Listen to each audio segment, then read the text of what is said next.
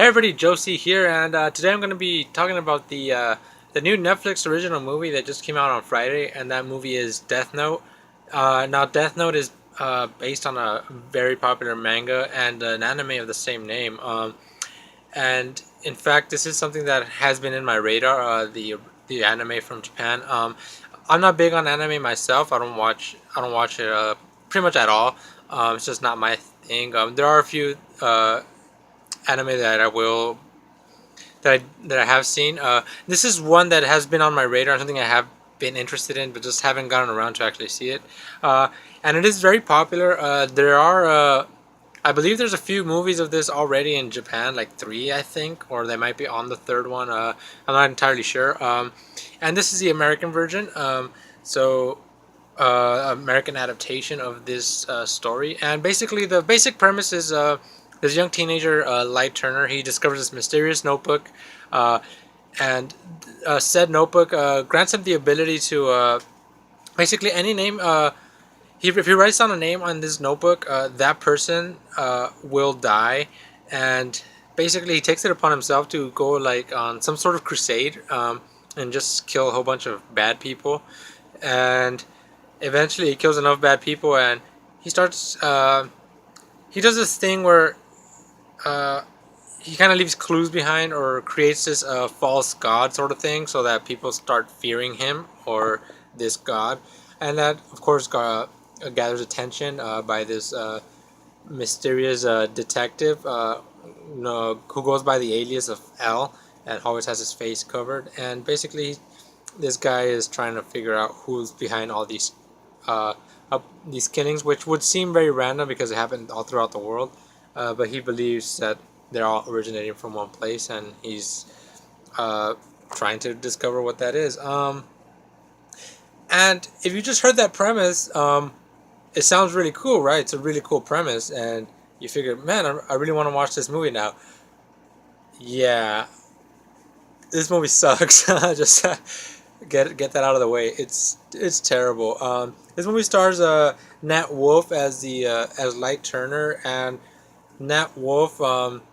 You may know him from the Naked Brothers band from Nickelodeon. If you like ever watched that, yeah. I don't know. If someone does have this Death Note, I think you guys should write my name on it just for the fact that I know this about Nat Wolff and I actually know what the Naked Brothers band is. But yeah, that's basically where uh, all he's done really is just the Naked Brothers band, which that show was not really good at all. And unfortunately, he's a terrible actor in this movie. Uh, Honestly, I feel like he should give up acting. I don't think it's for him. And the problem with this movie is not just him. It's just all throughout the board. There is just a very terrible movie. It feels very cheap.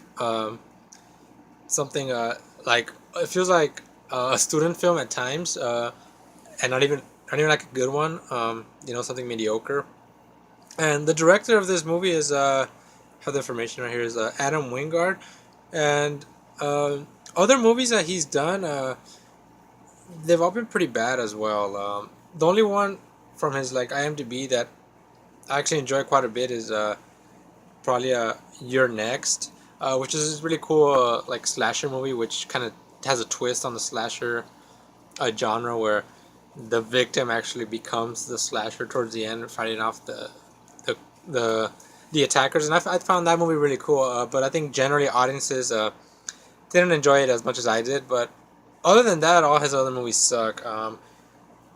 He has, I guess, he's done some like one of the videos in like the VHS movies. He's been on those, which those kind of vary in quality. So yeah, this guy's just he's not a good director, and it shows. It still feels like he's a brand new director, even though he has done movies. And there's also this pretty much the only cool thing about this movie is this demon that lurks around Light Turner, and the demon he's voiced by Willem Dafoe, and the demon's name is Ryuk, and I think William Dafoe he's amazing, and it's just sad to see this movie and just see how amazing he is because he's the only thing interesting about it. He's such a menace just because of his voice, and I think they mocapped his. I think after the credits roll, they show like little glimpses of behind the scene, and probably that's the only cool thing about this movie is the behind the scenes stuff that they show, and even that,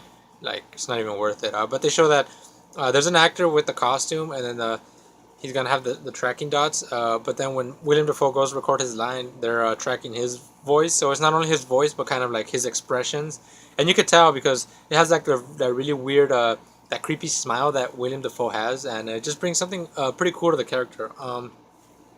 The thing about Ryuk, that demon, is that he's filmed a lot in like shadows, and I feel like it's done for budgetary reasons. Like they can't really afford to have that effect there all the time and have it be like front and center.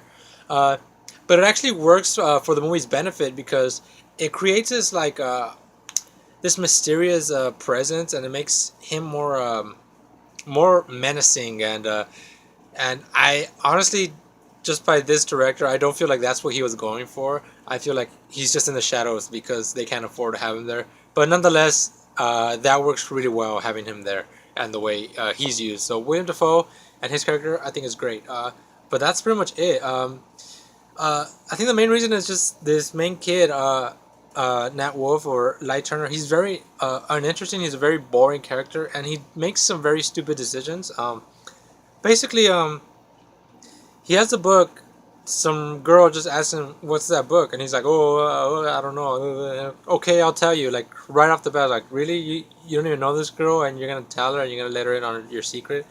Uh, and I guess it's a spoiler, but honestly, you guys, it's just really stupid. So he fills her in, and then they become kind of like a duo doing all this stuff. But she's like a really terrible person, and it's really obvious from the beginning. Yet he doesn't see it, and the movie, it progresses in a way where I guess you're not supposed to see it either, but it's very obvious. And there's like a big twist at the end, but it's like you don't really care. And then there's this big something happens in the end, and it's supposed to be a very big emotional moment. They even have like super slow motion for some dumb reason. Uh, and well, it's not. Well, the reason is because it's supposed to be emotional, but it's dumb because you don't care about these characters, so it's just boring. It's just like just get it over with. And then the way the movie ends, it's like it makes absolutely no sense. Like they tell you step by step exactly what happened and how it's supposed to make sense. Uh, but for someone to actually conceive of that and have it work as well as it did, I don't think it's possible. I don't think it's believable at all, and it just makes the movie suffer. But unfortunately, by that point, you're really not invested in this movie at all, so you don't really care. You just want it to be over. Um, and then there's this detective that comes in, L. I don't think that actor is any good as well either. I don't have his name, but I feel like his character had the most potential, but he's not used as much. In fact, I would have preferred this movie taking place from the perspective of the detective, because I think that'd make a very like a better story or more interesting. Just because you obviously couldn't do a good Light Turner story and you couldn't make him interesting, then they should have just switched the focus around and make it about the detective. Just imagine uh, this detective watching the news and having all these apparently random deaths happening around the world, and then throughout the movie, him having him piecing together like all the puzzle pieces, and then eventually figuring out who the killer is. That could have been very interesting, but unfortunately, that requires good writing and somewhat decent writing, which these people do not have. And this movie ultimately suffers for it. And then I was just gonna mention this really stupid moment. This the detective, he's kind of pissed off, so he gets in a police cruiser, and he starts like going on a rampage. He's driving everywhere, and there's this moment he gets like on the sidewalk, and then he runs over like you know those displays that they have on the like on the bus stops that they usually put like advertisement on. Well, he runs the cruiser through it, and for some dumb reason, they put it in slow motion when he crashes into it. So I guess you could see the glass shattering, but it's very like anticlimactic, and it's like, why would you put slow mo right here? Nothing's happening. He's just crashing into something. But I guess they spent a lot of money on that fake glass. So then they wanted you to they wanted to prolong that. Uh, I guess just to wrap this up a bit, it's a dull movie. In the beginning, it's really funny. In one of those so bad it's good movies where it's just so terrible, but you're laughing at it. But pretty much by halfway point, it just stops being fun and just it's just bad and boring. So maybe you could have some joy out of it if you watch it with friends. But ultimately, I don't. I think you just skip this. It's not worth it at all. There was one other thing. I think the only thing that could have saved this movie and make it at least enjoyable is if the deaths were at least cool or interesting. But even those, they feel very cheap as well.